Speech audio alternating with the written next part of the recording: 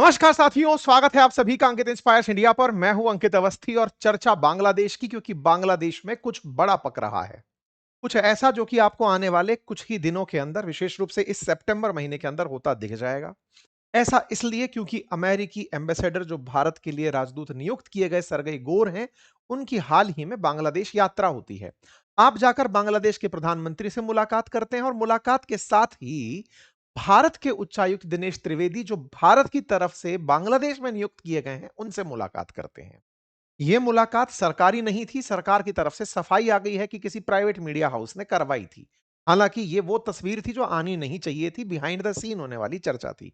यह तस्वीर बाहर आती है और उससे चर्चाएं शुरू होती हैं। अब दिनेश त्रिवेदी जी जो हैं, वो यहां से निकल करके यहां के विदेश मंत्री, उनके सलाहकार, उनसे मुलाकात करते हैं और मुलाकात करते ही भारत के लिए रवाना हो जाते हैं। मतलब सरगई गोर जो भारत के लिए राजदूत नियुक्त हैं, वो जाते हैं बांग्लादेश। बांग्लादेश जाकर के वहां के प्रधानमंत्री से मुलाकात करते हैं, वहां के विदेश मंत्री से, वहां के सलाहकार से, भारत के उच्चायुक्त से जो वहां नियुक्त है, उनसे मुलाकात करते हैं। और इन मुलाकातों के दौर में कुछ ऐसी चीजें निकल कर आती हैं जो अब चर्चा के दौर में आ गई हैं। और चर्चा में किस बात की सबसे बड़ी चर्चा? कि क्या तारिक रहमान भारत आने वाले हैं? नंबर दूसरा, क्या शेख हसीना बांग्लादेश जाने वाली हैं? नंबर तीसरा, क्या बांग्लादेश को कोई नया राष्ट्रपति मिलने वाला है? ये राष्ट्रपति का शब्द याद रखिएगा, क्योंकि आगे पूरी कहानी इसी पर टिकी है। आगे बढ़ें, लेकिन उससे पहले आपसे छोटी सी गुजारिश। आपके जिस चैनल पर फिलहाल आप मुझे सुन रहे हैं, यहां पर एक सब्सक्राइब का बटन दिया हुआ है, उसे दबा दीजिए। वीडियो के नीचे सब्सक्राइब करने का ऑप्शन दिया हुआ है, उसे क्लिक कर दीजिए, ताकि भविष्य में आपको ऐसी वीडियोस और मिलती रहें। हमारा जो प्रयास आप तक इस तरह की जानकारी लेकर आने का रहता है, उसे और मोटिवेशन मिलता रहे। इसका कोई शुल्क नहीं है, समय 0.15 सेकंड क्लिक करने का लगता है। चलिए शुरू करते हैं। साथियों, चर्चा जब हो रही है भारत के अंदर तैनात अमेरिकी राजदूत और दक्षिण और मध्य एशिया के लिए विशेष प्रतिनिधि सरगई गोर की बांग्लादेश यात्रा की, तो बांग्लादेश की यात्रा में प्रधानमंत्री से, विदेश मंत्री से और कई बांग्लादेशियों से, अधिकारियों से उनकी जो मुलाकात हुई, और साथ में भारत के उच्चायुक्त जो वहां तैनात हैं दिनेश त्रिवेदी, उनसे जो उनकी मुलाकात हुई, ये सुर्खियां बटोर रही है। गौर ने भारतीय उच्चायुक्त से जब बातचीत की, तो कहा जा रहा है कि यह ऐसी चीज थी जो कि भारत की तरफ से प्लान्ड नहीं थी और ना ही प्लान होगी, लेकिन यह शायद बिहाइंड द सीन रहने वाली थी।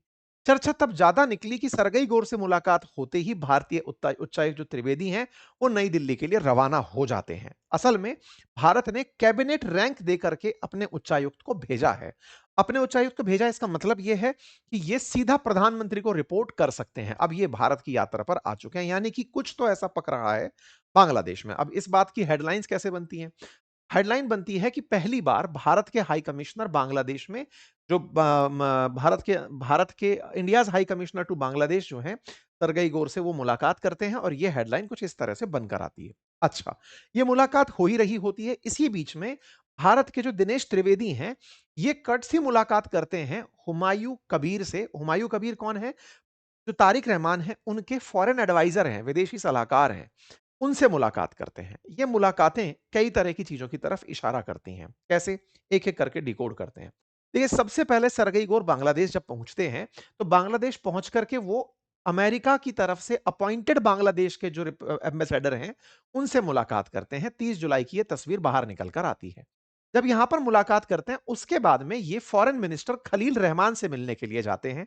मतलब ऑलरेडी बांग्लादेश में अमेरिका की तरफ से एक राजदूत नियुक्त है, लेकिन उसके बावजूद भी भारत में राजदूत जो नियुक्त हैं, वो जाकर के अपने काउंटर पार्ट से वहां मिलते हैं, प्लस इनके विदेश मंत्री से मुलाकात करते हैं।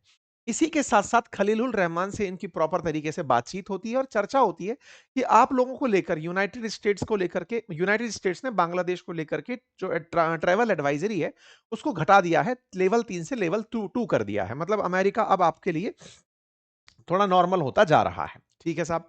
फिर ये मिलने जाते हैं 1 तारीख को तारिक रहमान से। तारिक रहमान से मुलाकात करते हैं। इसी बीच में बीएनपी, यानी कि बांग्लादेश की जो नेशनलिस्ट पार्टी, ये जो है बीएनपी, तारिक रहमान वाली पार्टी, इस पार्टी की पार्टी लेवल मीटिंग होती है। कैबिनेट स्तर की मीटिंग को समझिए, जब सरगई गोर इनसे मिल लेते हैं उसके बाद में। ये मुलाकात एक तरफ चल रही होती है और चर्चा निकल कर आती है कि कुछ बड़े रिजल्ट्स आने वाले हैं। आपके दिमाग में आएगा, ऐसे कौन से रिजल्ट्स आ जाएंगे? मिल लिए होंगे, क्या होगा? चाइना वगैरह को लेकर बात हो गई? नहीं साहब, कहानी असल में जुड़ी हुई है मोहम्मद यूनुस से। मोहम्मद यूनुस पिक्चर में आने वाले हैं, थोड़ा-सा और इंतज़ार करिए। अब क्या होता है साहब, इनकी ये सारी मुलाकातें होती हैं, मुलाकातों के मायने निकालने शुरू किए जाते हैं। ये मुलाकात करने जाते हैं, उससे पहले ये कॉक्स बाज़ार जाते हैं। कॉक्स बाज़ार कहाँ है? तो अगर आप बांग्लादेश और म्यांमार का बॉर्डर देखेंगे, तो बांग्लादेश म्यांमार जिस जगह पर कनेक्टेड है, रखाइन प्रोविंस करके जो म्यांमार का राज्य है, उसके साथ लगा हुआ कॉक्स बाज़ार एक क्षेत्र है।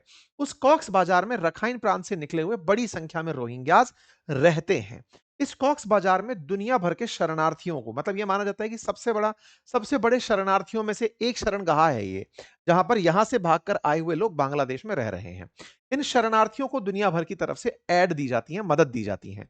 अमेरिका भी कॉक्स बाज़ार में रह रहे शरणार्थियों को मदद देता रहा है, और वो मदद असल में बांग्लादेश को दी जाती है ताकि वो इस राज्य के अंदर जाकर के लोगों की मदद कर सके। हाल ही में जब अमेरिका ने अपनी तरफ से बांग्लादेश को दी जाने वाली मदद रोकी थी, तब इस शरणगाह के लिए, इन शरणार्थी शिविरों के लिए दी जाने वाली मदद भी रुक गई थी। लगभग 6 लाख शरणार्थी यहां पर रहते हैं। तो बांग्लादेश मांग करता रहा है कि भैया, जब हमने अपनी जगह पर किसी पड़ोसी राज्य के अंदर, देश के अंदर कोई दिक्कत हुई तो हमने अपने यहां शरण दिया, और उस शरण के बाद में लोग हमारे यहां आकर बस गए, तो बसे हुए लोगों के लिए मदद अगर दुनिया कर दे तो बेहतर होगा। तो ऐसे में दुनिया भर का कंट्रीब्यूशन इसे मिलता रहा है। अमेरिका अब तक $2.5 बिलियन इनको मदद के अंदर दे चुका है। ऐसे ही European Union, Japan, Australia, Norway इनको मदद भेजते रहे हैं। अमेरिका में जब ट्रंप शासन आया तो उन्होंने अमेरिका की तरफ से दिया जाने वाला जो सहायता था वो रोक दिया था। लेकिन जैसे ही 20 तारीख को रोका था, अब जैसे ही अभी जब जाकर के ये लौटे हैं सरगेई गोर, तो इन्होंने जाकर कहा कि चिंता मत करो, अमेरिका आपको मदद देता रहेगा। इसका मतलब अमेरिका फिर से बांग्लादेश के साथ फिर से वही सारे की सारे टैक्ट्स एंड ट्रिक्स अपना रहा है। नंबर एक, जब ये चर्चाएं हो तो एक दूसरी चर्चा आती है। जब कॉक्स बाजार पर अमेरिका अपनी तरफ से पैसे देगा, तो उसके बिल्कुल दक्षिण में वो सेंट मार्टिन आइलैंड है, जिसको बचाते बचाते शेख हसीना की सरकार गिर गई। असल में इसी कॉक्स बाजार के दक्षिण में ये रहा वो सेंट मार्टिन आइलैंड, जिस सेंट मार्टिन आइलैंड को बाइडेन चाहते थे बांग्लादेश से लेना। इसी सेंट मार्टिन आइलैंड को जब शेख हसीना ने देने से इनकार किया, तो यहां पर सत्ता परिवर्तन हुआ था। अब और एक बात समझिए, एक तो हुआ ये सबसे इंपॉर्टेंट पॉइंट, दूसरा पॉइंट, यहां पर जब सरगेई गोर की मुलाकात हुई है, तारिक रहमान से 3 बड़े अधिकारी अब तक आकर मिल चुके हैं। एक आए थे सेंट्रल एशियन के, जो सेंट्रल एशियन अफेयर्स मिनिस्टर थे, या कहिए कि सेक्रेटरी थे, पॉल कपूर, वो आकर मार्च में मुलाकात किए। एक व्यक्ति और थे जिनका नाम था ब्रेंडायन लिंच, ये भी आकर के अभी बांग्लादेश में मुलाकात करने आए। ये लिंच कौन है? ये लिंच हैं जो मोहम्मद यूनुस के साथ भी लगातार संपर्क में बने हुए थे। जब तारिक रहमान नहीं थे, तब लिंच ही अमेरिकी हितों के लिए यहां पर बात करने आया करते थे। ओके, आपको इन्हीं ने ही, यानी कि अमेरिका को, मोहम्मद यूनुस को और अमेरिका को जो करने का, मतलब एक तरह से मोहम्मद यूनुस बिछ ही गए थे ट्रंप के सामने, तो क्योंकि पता था कि बाइडेन ने मुझे अपॉइंट करवाया था, अब ट्रंप कहीं कोई सजा ना दे दे, तो इन्होंने चोरी छुपे फरवरी 2026 में अमेरिका के साथ एक डील की थी। और उस डील को लेकर के, ट्रेड डील को लेकर इलेक्शन में बड़ा बवाल मचा था कि मोहम्मद यूनुस अमेरिका को ऐसा क्या देने का वादा कर गए जो कि आने वाली सरकारें नहीं दे पाएंगी। ऐसे में ये लिंच फिर से आकर के मिलते हैं इनके ट्रेड सेक्रेटरी से बांग्लादेश के अंदर, और मोहम्मद यूनुस के समय हुई डील याद दिलवाते हैं कि साहब, उनसे हमने एग्रीमेंट करवा लिया था 2026 के अंदर, फरवरी के अंदर। आपको उन सब चीजों को मानना ही होगा। अमेरिका की तरफ से अब इनके ऊपर एक दबाव डाला गया है, और वो दबाव ये है कि तारिक रहमान राष्ट्रपति जो बांग्लादेश का बनाने जा रहे हैं, वो मोहम्मद यूनुस को बनाए। अमेरिका ने अब एक तरह से बांग्लादेश में फिर से इंटरफेरेंस देते हुए कहा है कि सब कुछ सॉर्ट कर देंगे, हमें बांग्लादेश में राष्ट्रपति अपना चाहिए। आप सोचिए, जिस समय तारिक रहमान अपनी विदेश यात्रा में चाइना जा चुके हैं और भारत अब तक नहीं आए हैं, वहां पर चीनी प्रभाव को काउंटर करते हुए अमेरिकियों ने जिस तरह से दबाव की तकनीक अपनाई है, अब आपके दिमाग में प्रश्न बनने लगेगा, हम कहां हैं?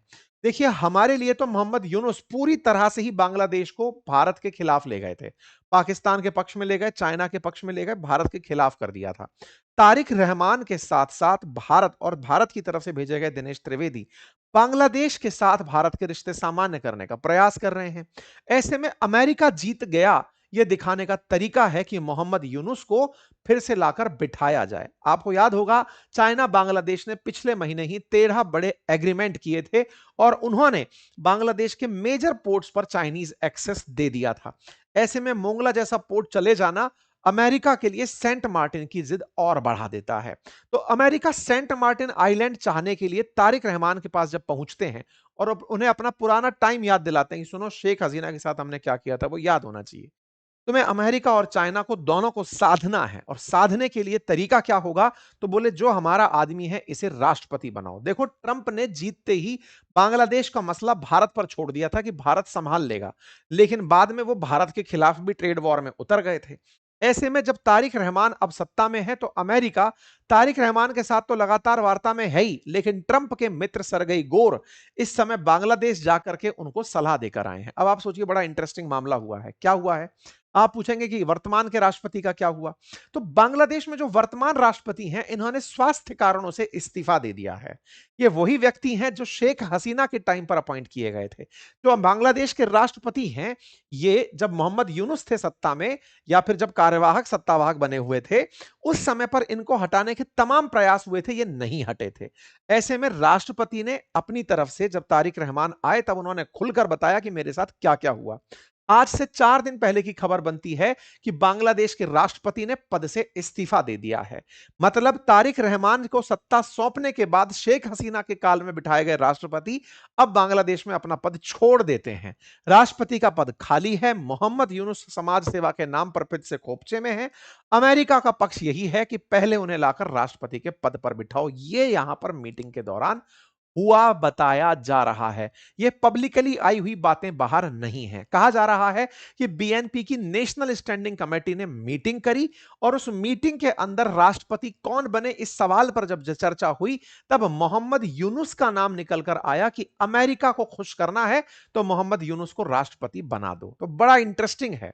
मोहम्मद यूनुस अगर राष्ट्रपति बनते हैं तो चाइना भी खुश और अमेरिका भी खुश, क्योंकि अमेरिका मोहम्मद यूनुस को लेकर आए थे। मोहम्मद यूनुस के अपने टारगेट थे कि वो पाकिस्तान का पक्ष लें, पाकिस्तान के रास्ते चाइना का पक्ष लें। तो मोहम्मद यूनुस एक ऐसा आदमी होगा जो आसिम मुनीर की तरह दोनों तरफ बैट से बॉलिंग बैटिंग करेगा। ऐसे में आज की स्थिति, यदि मोहम्मद यूनुस के केस की बात की जाए, तो वो सबसे ज्यादा चांसेस हैं कि बांग्लादेश के राष्ट्रपति बनाए जाएं। ये फिलहाल की सबसे बड़ी सुर्खियों में से एक है। अब सवाल आता है, साहब ये तो हो गया, अमेरिका का काम हो गया, अब हमारा क्या? तो देखिए, बांग्लादेश के साथ भारत के रिश्ते बीते कुछ दिनों में बहुत बिगड़े थे, आपने देखा। तारिक रहमान जब से सत्ता में आए हैं, तब से चीजें बिगड़ नहीं रही हैं, कम से कम अपनी जगह थी वहां खड़ी हुई हैं। ऐसे में बांग्लादेश की तरफ से तारिक रहमान 12-13 सितंबर को भारत आ सकते हैं, यह चर्चा निकल कर आई है। भारत ब्रिक्स समिट में, जब ब्रिक्स समिट होगी तब उस समय पर तारिक रहमान भारत में हो सकते हैं। प्रधानमंत्री की तरफ से इन्हें इनविटेशन तब दिया गया था जब ओम बिरला जी इनके ओथ समारोह में गए थे। ब्रिक्स समिट की होस्ट इस बार भारत कर रहा है, और उसमें शी जिनपिंग और पुतिन के आने की भी बातें की जा रही हैं। तो हो सकता है कि तारिक रहमान भारत में आए। अब ऐसे में आप पूछेंगे, अमेरिका का हमसे क्या स्वार्थ है? तो देखिए, चाइना का, मतलब बांग्लादेश के केस में, चाइना बांग्लादेश के साथ अगर जाता है या बांग्लादेश चाइना के साथ जाता है, तो अमेरिका के लिए ये अपने आप में एक बड़ा इशू है। ऐसे में बांग्लादेश को अपनी तरफ करने के लिए भारत उसका एक नैसर्गिक सहयोगी है कि ठीक है, भारत को साथ ले लेते हैं, और इसी के चलते भारत के उच्चायुक्त से जो हुई ये मुलाकात है, उसके मायने निकाले जा रहे हैं। अब भारत इस मामले में किसी प्रकार का कोई विरोध ना करे और बांग्लादेश में शांति चलने दे, ये कब संभव है? तो ये कैसे संभव है, इसकी बातें सुनिए। अभी हुआ ये कि इधर तो इनसे मुलाकात होती है और ये सीधे बाहर चले आते हैं। शेख हसीना कल, यानी कि बुधवार के दिन, पब्लिक अपीयरेंस दे रही हैं भारत में। भारत में वो सबके सामने आकर के भाषण देने जा रही हैं। बांग्लादेश में इस बात को लेकर के उत्सव का माहौल है, लेकिन वहां की सरकार इस बात से बड़ी सशंकित है कि ये कुछ ऐसा ना कर दें जिससे बांग्लादेश में अस्थिरता आ जाए। इनका अनाउंसमेंट एक दिन मतलब पहले भी आ चुका है कि ये दिसंबर तक बांग्लादेश वापस चली जाएंगी। भारत का अच्छा किसमें है कि शेख हसीना सेफली बांग्लादेश पहुंचे, और वहां पहुंच करके भारत बांग्लादेश के रिश्तों में आई हुई जो तलखी है वो खत्म हो।